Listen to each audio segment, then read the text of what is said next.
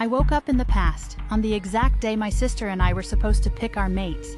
Only this time I could hear people's thoughts. I'm calling dibs on the best one this time. Then she made a beeline for the sweet, gentle maid I'd married in my previous life. The violent alpha who used to beat her senseless every day? She saved that one for me. I almost laughed. She really thought my ex was some kind of prize? I came back to life on the day of the mating ceremony. The day my sister and I each had to claim a mate. 2 alpha heirs from Blue Moon Pack stood across the long table waiting. The first was Leander Blackwood, the top contender for Blue Moon Pack's next alpha. Everything about him screamed danger. Cold, distant, untouchable. Even the way he looked at people felt like frostbite.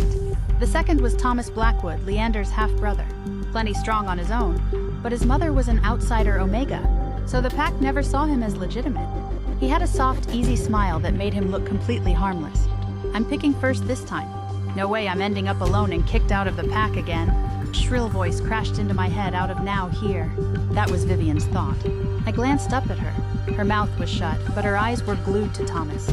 Thomas is a softie, easy to control, and he'll worship the ground I walk on. That brute Leander, someone else can deal with him. Let Mia take the punches this time around. Her thoughts flooded in again, and it hit me like a freight train. I hadn't just been reborn. I'd gained the ability to read minds. And Vivian clearly had come back with her memories too.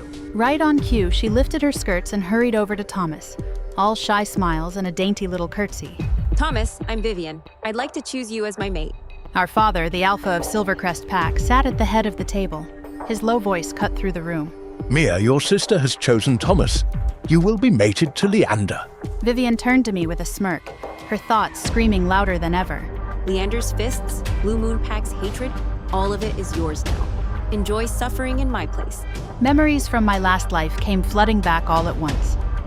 Back then, Vivian had married Leander. That alpha heir was a born control freak, obsessed with pack politics and territory expansion. Romance was the last thing on his mind, and Vivian's clingy, spoiled act only disgusted him. She kept pushing his buttons, trying to force him into marking her. All she got in return was his fury. He beat her black and blue every time, and eventually she crossed a line he wouldn't forgive. He threw her out of Blue Moon Pack for good.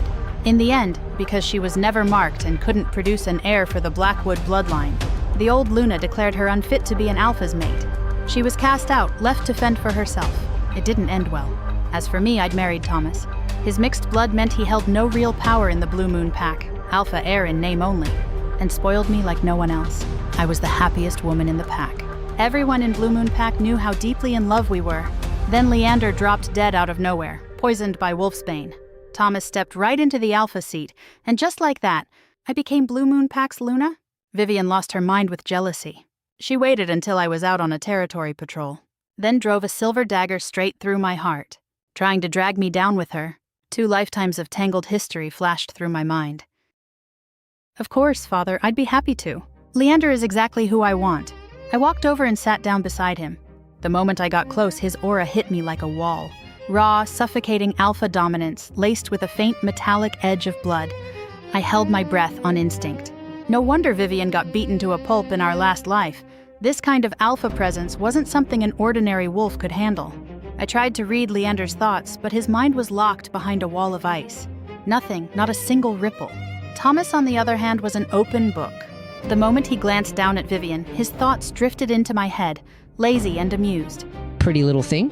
Might be fun to play with. Those words shot through me like a needle of ice. Before I knew it, my hand shot out and grabbed Leander's wrist.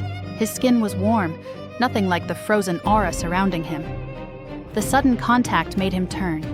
Those deep, unreadable eyes dropped to where my fingers gripped his wrist, and something in his gaze shifted. I let go in a hurry, dropping my gaze to hide my expression. He didn't say a word, but the crushing weight of his aura eased just slightly.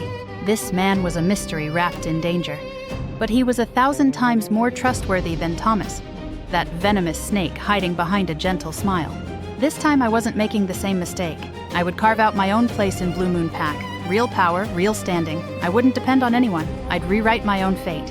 After the ceremony, our mating rituals were scheduled for the same day, mine and Vivian's.